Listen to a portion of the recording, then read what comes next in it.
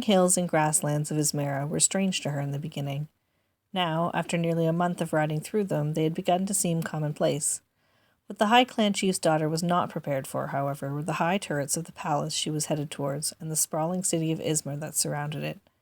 Even more surprising than all that was the fanfare that greeted her when at last she reached the city's high-walled gate.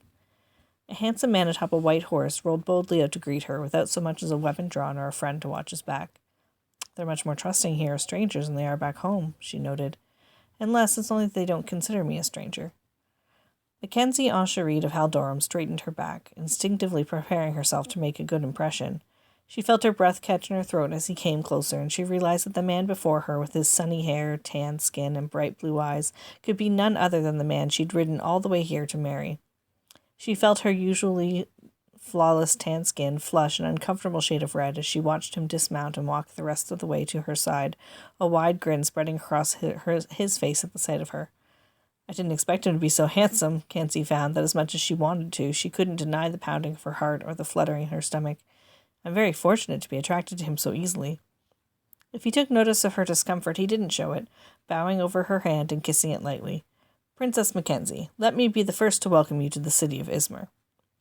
Taking a deep breath to calm her nerves, Kenzie reached for the marriage bracelet she'd woven for this very occasion. Unhooking it carefully from her belt, she caught his hand before he could take it away and swiftly wrapped the small white-flowered wreath about his wrist, tying it with a practiced motion. She could see in her husband-to-be's eyes that he was confused, but she didn't have time to explain it to him now. That would come later, after they were entwined together in the marriage bed. Right now, only the ritual mattered. "I have to do this now," she affirmed silently. "Once I entered this city of theirs and am completely surrounded by Ismaran culture and politics, it will be too late to marry him in my own way, in front of my people, and by our customs. It's the only way I will feel comfortable with this arrangement. I can marry him in the Ismaran way afterwards." The barest nod over her shoulder was enough to bring Seraphina over. Her mentor and friend had accompanied her this far, and now she played her part of the wedding ceremony by bringing forth the wreath that Prince Cadrian would place upon her head, sealing their arrangement and making them man and wife. Aging Seraphina bowed before the prince, despite the aching of her old bones that she always complained of, holding out the wreath before her in offering. "Take it," Seraphina urged him, her English much less accented than Kenzie knew her own to be. "You must place it upon her head and say the words." Looking as confused as ever, the prince took the woven white flowers and did as instructed. What words exactly?" "Abibur agus te agamsa." Kenzie spoke in her native tongue, making sure to properly enunciate each syllable so he could follow along. "I-be-bur," he began, trying his hardest to stumble through the words that were foreign to him.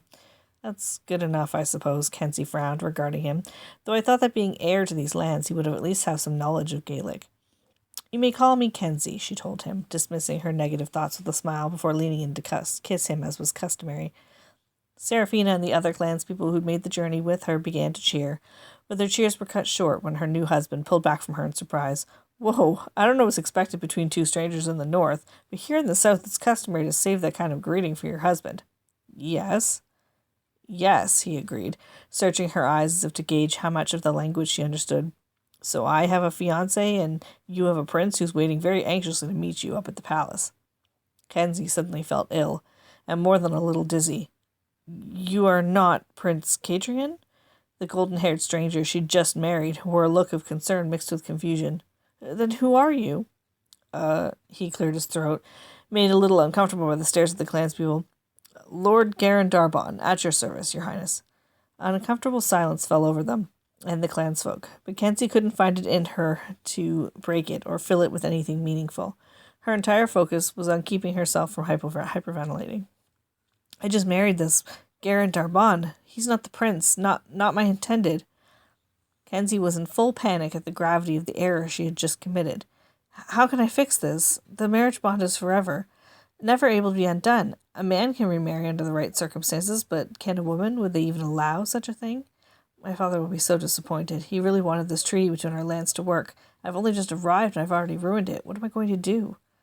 "Well," Garin cleared his throat again, "we should be going. I'm sure Prince Cadrian is eager to meet you." Gesturing forward, her husband held out his arm for her. "No, I mustn't think of him that way," she admonished herself. "He's my husband, but he's right. I'm supposed to marry Prince Cadrian. There's a treaty. Our marriage is law. It must happen. I'm so stupid. I could have avoided this if I just thought to ask his name. Her mentor had spent long hours making sure she understood the nuances of his Marin culture, so Kenzie knew what was expected of her now. She slid her arm into Garen's, even though she felt very conscious about doing so, and her people's cheers resumed. "What's all that about?" Garen leaned in to whisper to her, which didn't help her self-consciousness. "My people are happy for us," she did her best to explain. "Most of them do not know English." "Oh," he answered simply, considering this a moment. "I'm glad they approve, but what are they happy about exactly? Pardon my questions, but I feel as if I'm missing something here."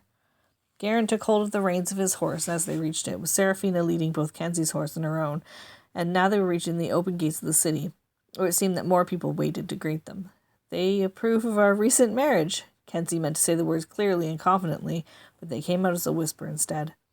Unfortunately, Garen heard her. "Our what?" he demanded as the roar of the crowd and the renewed fanfare swallowed them, and there were no more time for words. For a moment, Kenzie was lost in the adoration of her newfound people, and was surprised by the sheer number of Ismarans who had made the trip out to greet her. She understood that in Ismara people lived in cities, and in cities the homes were much more tightly packed together than they were in her own lands. But still, there were far more people than she expected.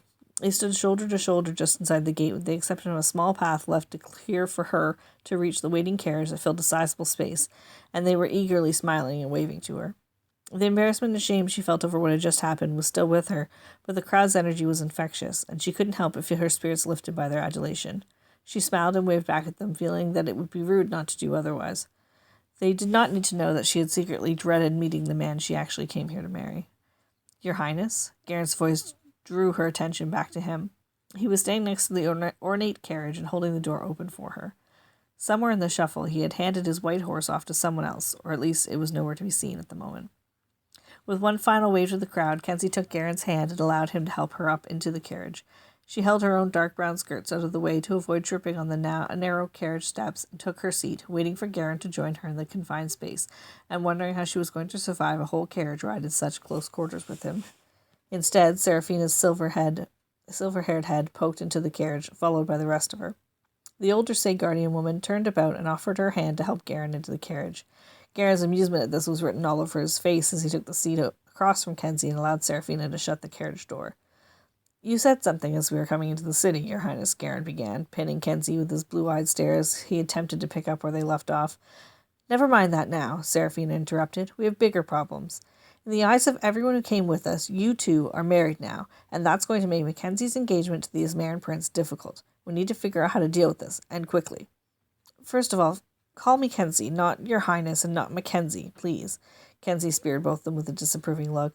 "Second, the marriage bond is forever, and only the clan chiefs have the right to marry more than one person." Garen's eyes widened noticeably. "Let me get this straight.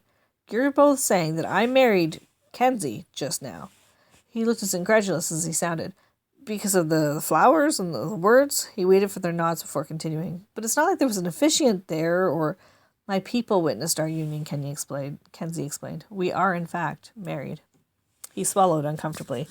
"But doesn't there have to be a union for there to be a union? I mean, wouldn't we have to consummate the marriage?" "Yes." Kenzie blushed at the reminder and the realization that she was actually looking forward to the marriage bed if it meant she got to lie with Garen. She was finding it hard to think straight with him only just out of her reach. The scent of him was intoxicating. "That would be expected." "I see." More throat clearing. "Well, then it's simple. We need only to avoid consummating our marriage, and then you can marry the prince as planned, right?" "It's not quite so simple, my lord," Seraphina interjected, "but it may have to become so. Treaties have been made that rely upon the marriage between Kenzie and Prince Kadrian. Neither Mackenzie's father, the High Clan Chief, nor King Raimundo of Ismar would want this arrangement to fall through." "Simple?" Kenzie demanded, feeling more than a little hurt by the way both her trusted companion and her new husband were tossing aside the vows she had just made. Never mind that they had been made in error. "I can never speak those words to another man. What I have done shames myself and my family, and you want me just to forget it was done, and worse, lie about it?" Garen looked surprised at her vehemence, but it was Seraphina who spoke. "No one is asking you to lie, child, but you may have to admit your mistake and accept what comes of it. Perhaps it will not matter so much that you have spoken the words of marriage in your tongue to this man, when you have not consummated the marriage and do not intend to do so. If you ask his forgiveness for your error in judgment, King Raimundo may still allow you to marry his son and fulfill the obligations of the treaty that was signed." "The words mean something to me," Kenzie insisted to Seraphina before rounding on Garen, "and marriage is more than just sex." To Kenzie's surprise, Garen was shocked by her outburst, and his face immediately flushed red as his shock combined with embarrassment. I agree," he said after a moment. "Marriage is much more than physical contact. I would like my marriage to be with a woman whom I can love and respect, someone I can build a family with, but I'm engaged, same as you are, to someone else. Your soon-to-be sister-in-law, in fact, Princess Margaret. The details were just finalized last week. I owe it to her as much as you owe it to Prince Cadrian to follow through with the agreements that were made." "I'm sorry to disappoint you," Kenzie told him, feeling frustrated she couldn't make her new husband understand something that was in her blood and in her bones. She'd grown up believing in the sanctity of the marriage bond, and she'd been raised to know that she would one day say those words and mean it, serving her husband until her dying breath. "That's fine if you can live a lie, but I'm not a person who can do that." Not wanting to listen any more of the conversation that only served to remind her of the gravity of what she had done, Kenzie stood, bowing over to still fit within the domed ceiling of the carriage. Wobbling with all the rocking motion of the carriage, she made for the door, which took all of one step to reach. "What are you doing?" Garen demanded, startled. "Leaving," Kenzie stated, throwing the door of the carriage open and immediately regretting her rash decision as soon as she saw just how quickly the ground was passing beneath them. Garen stood, reaching out to stop her from launching herself out the carriage door, but as soon as he had done so, the carriage jolted to a stop, sending Kenzie flying backwards into Garen's waiting arms. The fanfare from earlier resumed, causing Kenzie to realize the reason for the sudden stop. "We're here." A blush came to Kenzie's cheek as she realized where she was. Struggling against Garen, she fought to regain her footing and her composure. After pausing to give her a look of warning, Seraphina stood to block the entrance of the carriage and the view of what was going on inside. Kenzie used this much-needed moment to right herself and attempted to make herself look presentable. She could feel Garen behind her doing the same. It wasn't long before she was ushered out of the carriage and into the light of day. The palace was huge. It was much larger than she had dreamed possible, and seeing it from a distance had not done it justice. The courtyard she stepped out onto was paved in cobblestones, and there stood easily 10 times the amount of people that had been at the city gate. These ones were dressed in such fine clothes they put Kenzie's own brown dress to shame. She found herself gawking like an idiot and feeling totally undeserving of the praise of these total strangers. Despite her discomfort, they continued cheering and hailing her as their much-anticipated future queen, as she awkwardly descended the narrow carriage steps. In all the commotion, Kenzie hardly noticed the man who had somehow effortlessly made his way through the crowd. Out of all the others in the courtyard, he alone approached her until he was standing before her. He was fairly tall, with olive skin and lustrous black hair over stormy gray eyes, and he wore elegantly simple black clothing of a very fine quality. "You're Mackenzie Encherid?" he asked, not mincing words. Something in his eyes, combined with the partial smirk on his face, told her that somehow this fact was amusing to him. "It's Kenzie," she corrected him almost automatically. "Kenzie, then," he agreed. "Well, it seems you and I are to be married," he informed her, whether she already knew or not. "I'm Prince Cadrian." "Well, Cadrian," Kenzie copied his tone, adding a bit more bite to it than she intended. "Why didn't you meet me at the gates like a proper gentleman?" Cadrian was taken aback by this, but he recovered quickly, licking his lips as he considered the circumstance and looking her up and down once, as if appraising a mare he was about to purchase. "I believe you were offered exactly the amount of courtesy that you were due, all things considered." "Oh, I understand." Kenzie drew upon all the anger she felt at herself for her failure so far today and funneled it into the most hurtful words she could think up. "You were too busy being pampered like a child to—" "Prince Cadrian," Seraphina interrupted, stepping up beside Kenzie. "We are so grateful to be welcome into your home and pleased to make your acquaintance. I'm afraid your princess is tired from her long journey and would do better meeting you after she's had an opportunity to rest and rejuvenate herself. Please, can we come inside and be brought to some accommodations?" "Of course," Cadrian answered, his pursed lips the only outward sign of his displeasure. "Please, won't you come inside?" "Fine," Kenzie allowed, still seething. "Lead the way, Your Highness." Seraphina's warning look this time was murderous. Ignoring her, Kenzie fought the urge to stick her tongue out at the prince's back before turning her head around to see where Garen had gotten to. He was right behind them, hurrying to fall in step with the procession, the white-flowered wedding bracelet shredded where it lay discarded by the wheel of the carriage. As Kenzie watched, the carriage started moving again, and the perfect white flowers she had so painstakingly woven together from a rare, out-of-season patch in her homeland were crushed and forgotten.